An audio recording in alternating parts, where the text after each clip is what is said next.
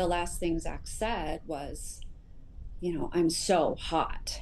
He was sort of at the back, being one of the bigger guys. They always end up, being at the back of the group. And he sat down and then he collapsed. I mean, he just fell over. Those were the final words of high school football player Zach Martin before he collapsed and died from heat stroke during practice in 2017. Today, new research reveals millions of American students are living in dangerous urban heat zones, and climate change is making it worse.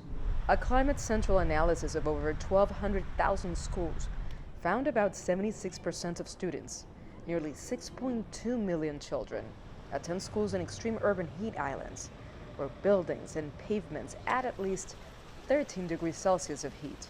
Florida cities top the list. Orlando, with 97% of students in heat zones, West Palm Beach at 95%, and Tampa at 92%.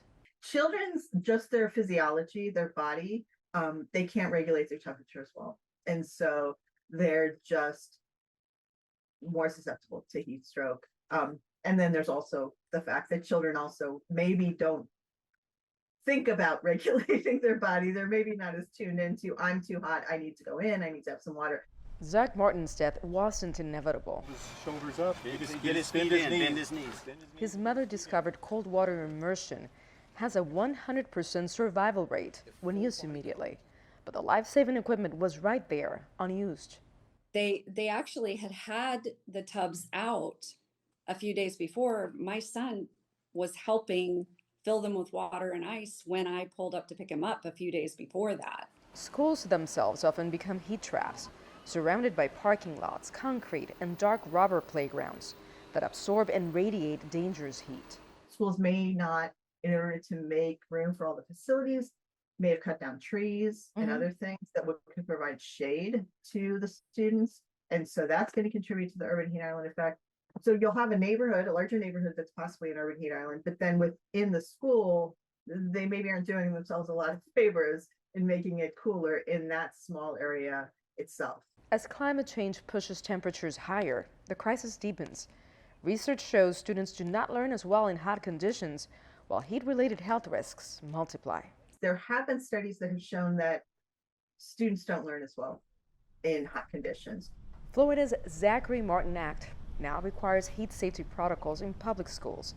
And since 2020, no high school athlete in the state has died from heat illness. Zach's legacy is he was a protector. He was massive and strong, but he still had a heart for tiny things, for the underdog. And I think that this foundation and the law, the Zach Martin law, is the perfect legacy for him, protecting other student athletes. As temperatures rise and more children face dangerous heat exposure at school, it can lead to serious health risks like heat exhaustion and dehydration.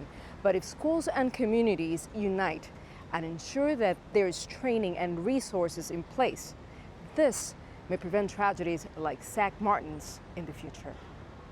Nitza, Soledad, Perez, CGTN, Miami.